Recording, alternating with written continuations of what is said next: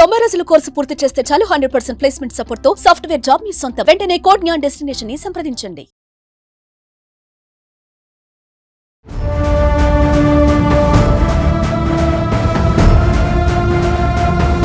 నమస్కారం అలగరి రవీంద్రనాథ్ గారు. నమస్తే అండి సిరి గారు. మీర్పేట్ మర్డర్ కేసులో నిందితుడిని అయితే అరెస్ట్ చేయడం జరిగింది. దాంతో పాటు దానికి సంబంధించిన రిమాండ్ రిపోర్ట్లో ఏముంది, అలాగే ఈ కేసులో కొత్తగా మనకి వార్తలు కూడా వింటూ ఉన్నాం. గురుమూర్తితో పాటు ఇంకా నలుగురు కూడా హత్య చేయడం జరిగింది అన్న వార్తలు వింటున్నాం. దీనికి సంబంధించిన లేటెస్ట్ అప్డేట్స్ ఏంటి సార్? మీర్పేట మర్డర్ హిస్టరీ అనేది ముఖ్యంగా సంక్రాంతి సెలవుల సమయంలో చాలా సంచలనం రేకెత్తించింది ఆ సందర్భంలో. అయితే మొదటగా అది మిస్సింగ్ కేసుగా నమోదైంది. ఆ తర్వాత విషయాలు పోలీసులు ఇంట్రాగేషన్లో ఇన్వెస్టిగేషన్లో అది ఎవరైతే ఉన్నారో మర్డర్ చేశారని చెప్పి, ఎవరంటే స్వయాన సొంత భర్తే వెంకట మాధవి అనేటువంటి ఆమెను మర్డర్ చేశాడని చెప్పి మనకు పూర్తిగా విచారణలో ఇన్వెస్టిగేషన్స్ రిపోర్ట్ అయిన తర్వాత అతని మీద అరెస్ట్ చేశారు. 28న అతని మీద అరెస్ట్ చేశారు. అరెస్ట్ చేసిన తర్వాత పోలీసులు పూర్తిగా అతన్ని అరెస్ట్ చేసి కోర్టు ముందు ప్రవేశపెట్టిన తర్వాత అతన్ని 14 రోజులు రిమాండ్కి ఇచ్చారు. రిమాండ్కి ఇచ్చిన తర్వాత దాని మీద రిమాండ్ రిపోర్ట్ పోలీసులు రాయాల్సి వస్తుంది. సో రిమాండ్ రిపోర్ట్ అంటే పోలీసులు చేసినటువంటి ప్రాథమిక ఇన్వెస్టిగేషన్ విచారణ, దానికి దానికి సంబంధించిన పూర్తిగా విచారణ చేసిన తర్వాత పోలీసులు ఒక రిమాండ్ రిపోర్ట్ రాసినటువంటి ఏదైతే ఉందో అది రిలీజ్ కావడం జరిగింది. సో రిమాండ్ రిపోర్ట్లో ఆశ్చర్యగొలిపే విషయాలు, విస్తుగొలిపే విషయాలు మరికొన్ని కూడా బయలుపడడం జరిగింది. యాక్చువల్గా మొదటగా ఏమనుకున్నారంటే ఈ పుట్టా గురుమూర్తి అన్నటువంటి పర్సన్ ఆమె వాళ్ళ మిస్సెస్ అయినటువంటి వెంకటమాధవన్ చంపేశాడని చెప్పి, చంపేసి ఏదైతే ఉన్నాయో సాక్ష్యాధారాలను పూర్తిగా రూపుమాపేసి ముఖ్యంగా డెడ్ బాడీని కూడా మాయం చేసేసాడు అన్నటువంటి కోణంలో ఎంక్వైరీ చేశాక ఒకటి సాక్ష్యాధారాలు అన్నీ కూడా పోలీసులు పూర్తిగా అవన్నీ ఐడెంటిఫై చేసిన తర్వాత ఇన్వెస్టిగేషన్ అంతా జరిగి ఇన్వెస్టిగేషన్లో భాగంగా రిమాండ్ రిపోర్ట్ రాశారు. సో రిమాండ్ రిపోర్ట్లో ఏముందంటే A1గా పుట్టా గురుమూర్తి, A2గా సుజాత, అంటే ఎవరు, స్వయాన గురుమూర్తి గారి యొక్క సిస్టర్ గురుమూర్తి. తరువాత మూడో పార్ట్ ఎవరున్నారంటే సుబ్బమ్మ, వెంకట సుబ్బమ్మ, ఎవరు, వీళ్ళ మదర్, గురుమూర్తి వాళ్ళ యొక్క మదర్ అనమాట. ఇక 4వది వాళ్ళ బ్రదర్ అయినటువంటి పుట్ట కిరణ్. ఈ నలుగురి పేర్లు అంటే A1, A2, A3, A4గా ఈ నలుగురి పేర్లు కూడా అందులో పెట్టడం జరిగింది. అంటే కేవలం గురుమూర్తి ఒక్కడే చేయలేదు, గురుమూర్తితో పాటు వీళ్ళ ముగ్గురు కూడా, అంటే సిస్టరు, బ్రదరు అండ్ మదర్, వీళ్ళ ముగ్గురు కూడా ఈ యొక్క మర్డర్లో పార్టిసిపేట్ చేశారని చెప్తూ వరుస క్రమంలో సిస్టర్ని, మదర్ని, బ్రదర్ని, వీళ్ళ ముగ్గురు పేర్లు కూడా ఆ యొక్క రిమాండ్ రిపోర్ట్లో చెప్పడం జరిగింది. రిమాండ్ రిపోర్ట్లో ఈ కేసు ఎలా జరిగింది, ఏం జరిగిందనే విషయాన్ని మరికొస్త వివరణగా కూడా చెప్పారు. అందులో ఏమనుందంటే డీటెయిల్స్లో కూడా ఒక పంచాయతీ, భార్యాభర్తల ఇద్దరి మధ్య కూడా ఒక గొడవ జరిగింది.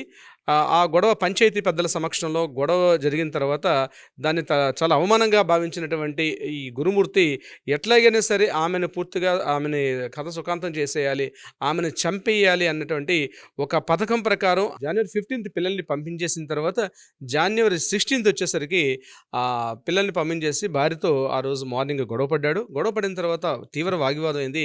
ఆ వాగ్వివాదం ఏం చేశాడంటే తన మెడపెట్టి గట్టిగా తోసేసాక ఆ గోడకు కొట్టుకొని తను పడిపోయింది.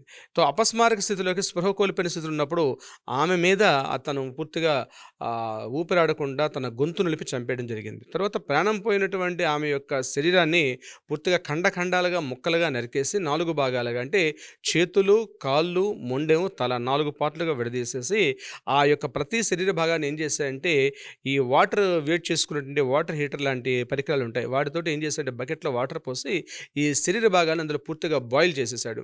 బాయిల్ చేసేసిన తర్వాత ఆ మిగిలిన ఏవైతే ఉన్నాయో అవన్నిటి కూడా తీసి గ్రైండర్లో పెట్టి ఆ మొత్తం పార్ట్ని మొత్తం కూడా, అంటే ఇటీవల కాలంలో సినిమాల ప్రభావం అనుకుంటా, ఆ మధ్య ఓటీటీలో ఒక సినిమా రిలీజ్ అయింది, సూక్ష్మదర్శిని అని ఒక సినిమా రిలీజ్ అయింది, ఒక మలయాళీ సినిమా. దాన్ని ఇన్స్పిరేషన్గా తీసుకొని చేశారన్నట్టుగా కూడా తెలిసింది విషయంలో. సో దాని తగ్గట్టుగా ఏం చేశారంటే బాడీని పూర్తిగా బాయిల్ చేసి దాన్ని పూర్తిగా స్మాష్ చేసిన తర్వాత గ్రైండర్లో పెట్టి బాడీని ముక్కలు అంటే పౌడర్ మాదిరిగా చేసేసి ఆ పౌడర్ని ఏం చేసింటే బకెట్లో పట్టుకొని ఆ దగ్గరలో ఉన్నటువంటి పెద్ద చెరువులోకి వెళ్ళి ఆ పెద్ద చెరువులో ఆ శరీర భాగాలతో ఉన్నటువంటి ఆ పౌడర్ని, అదేవిధంగా ఉన్నటువంటి అక్కడ మిగిలిపోయినటువంటి ఏదైతే బాడీలో మిగిలిపోయిన శరీర అవశేషాలు ఉంటాయి వాటన్నింటిని కూడా తీసుకెళ్ళి చెరువులో అయినా కలిపేయడం కూడా జరిగింది. కలిపేసి మళ్ళీ యథాస్థితిలో ఏమి తెలియకుండా తన ఇంటికి వచ్చేసి ఆ వెంకటమాధవి వాళ్ళ యొక్క మదర్ అయినటువంటి వెంకటరమణకి విషయం చెప్పి ఇట్లా జరిగింది, మిస్సింగ్ అయిపోయింది, నాతో గొడవపడి తను బయటికి వెళ్ళిపోయి ఇంకా రాలేదని చెప్పి వాళ్ళ మదర్కి చెప్పడం, వాళ్ళ మదర్ వెళ్ళి పోలీస్ స్టేషన్లో కేసు కంప్లైంట్ చేయడం, కంప్లైంట్ చేసినాక మిస్సింగ్ కేసుగా అయిన తర్వాత పోలీసుల దగ్గరలో ఉన్న సీసీ కెమెరాలు అన్నీ కూడా పూర్తిగా పరిశీలించిన తర్వాత 15వ తారీఖు సాయంత్రం ఏదైతే సీసీటీవీ కెమెరాలో ఉన్నట్టుగా ఆమె వెళ్ళడం వరకు ఇంట్లో కనిపిస్తుంది తప్పించి మరలా ఆమె ఇంటి నుంచి బయటకు వచ్చినట్టు ఎక్కడ కూడా ఆనవాళ్ళు రాకపోవడంతో పూర్తిగా గురుమూర్తిని పిలిచి విచారించారు. అయితే గురుమూర్తి ఇంటరాగేషన్ సమయంలోనే ముందుగా వీళ్ళ ఫాదర్ అంటే ఎవరైతే ఉన్నారో వీళ్ళ ఫాదర్కి నేనే ఇట్లా చంపానని చెప్పిన తర్వాత అతను కూడా ఇతనే చంపేశాడని చెప్పి మా ముందు చెప్తున్నాడని చెప్పి అతను కూడా పోలీస్ స్టేషన్ చెప్పిన తర్వాత ఇక పోలీసులు గురుమూర్తిని పిలిచి వాళ్ళ స్థాయిలో పూర్తిగా ఇంటరాగేషన్ చేసిన తర్వాత నేనే చంపేశాను, కానీ శరీర భాగాలు ఏవి కూడా ఆనవాళ్ళు మీకు వీలైతే మీరు పట్టుకోండి అని చెప్పి పోలీసులు కూడా ఛాలెంజ్ విసిరే ప్రయత్నం చేశాడు పుట్టా గురుమూర్తి. ఛాలెంజ్ విసిరిన తర్వాత గురుమూర్తి ఆ ఛాలెంజ్కి పూర్తిగా పోలీసులు ఎన్ని రకాలుగా వెతికినప్పటికీ కూడా ఇంట్లో సాక్ష్యాధారాలు అన్నవి ఎక్కడ కూడా కనబడలే. దీని తర్వాత బ్లూరేస్ని రిలీజ్ చేశారు. ఎక్కడైనా ఏమైనా చిన్న చిన్న అంటే కట్ చేసేటప్పుడు ఏమైనా చిన్న చిన్న మాంసం భాగాలు కానీ ఏమైనా పార్ట్స్ ఉంటే కూడా బ్లూరేస్లో వాటిని ఐడెంటిఫై చేసే ప్రయత్నం ఉంటుంది. అయితే ఇంట్లోంచి పూర్తిగా కుక్కరు, బకెట్, అదేవిధంగా ఏదైతే ఇతను వాడినటువంటి ఈ యొక్క పరికరాలు అన్నింటినీ కూడా FSL ఫోరెన్సిక్ రిపోర్ట్కి కూడా పంపించడం జరిగింది. అక్కడ పంపించిన తర్వాత అక్కడ ఏం తెలిసిందంటే ఇందులో ఇతను పార్టిసిపేట్ చేసినట్టుగా హత్యకు వాడబడినటువంటి ఆయుధాలు, పరికరాలు మొత్తం ఒక 16 రకాల పరికరాలని వాళ్ళు పూర్తిగా ఐడెంటిఫై చేసి సీజ్ చేసి FSLకి పంపించడం జరిగింది. తర్వాత ఒక గజయితగాళ్ళని పంపించి ఒక 5 గజయితగాళ్ళని పంపించి మీర్పేట పెద్ద చెరువులో పూర్తిగా వెతికించిన తర్వాత ఏదైతే శరీర భాగాలతో తీసుకెళ్ళినటువంటి ఆ బకెట్ ఉందో ఆ బకెట్ చెరువులో వీళ్ళు కనుక్కోవడం జరిగింది. కనుక్కున్న తర్వాత ఆ బకెట్ నుంచి ఆ బాడీ పార్ట్స్ని కొంతటిని వాటిని కూడా కలెక్ట్ చేస్తారు. ఎందుకంటే కోర్టులో సాక్ష్యం అన్నది ప్రవేశపెట్టకపోతే ఎటువంటి మర్డర్ కేసు అయినా అది మిస్టరీగానో లేకపోతే మిస్సింగ్ గానో నమోదవుతుంది తప్పించి మర్డర్ కేసుగా ప్రూవ్ చేయడం చాలా కష్టం. దీనికి సంబంధించి పోలీసుల యొక్క ఇందులో తీసుకున్న చొరవ మాత్రం రియల్గా హ్యాట్స్ ఆఫ్ చెప్పాలి. సో పూర్తిగా అవన్నింటినీ కూడా ఆధారాలతోటి పోలీసులు అతన్ని కోర్టు ముందు ప్రవేశపెట్టిన తర్వాత 14 రోజులు రిమాండ్ విధించారు. అయితే రిమాండ్ రిపోర్ట్లో చేసినటువంటి విషయాలు ఏంటంటే కేవలం గురుమూర్తి ఒక్కడే కాదు, వీళ్ళతో పాటు గురుమూర్తితో పాటు వాళ్ళ సిస్టరు, వాళ్ళ బ్రదర్, వాళ్ళ మదర్ కూడా పార్టిసిపేట్ చేసినట్టుగా వాళ్ళు A1, A2, A3, A4గా కూడా వాళ్ళ పేర్లు కూడా నమోదు చేయడం జరిగింది.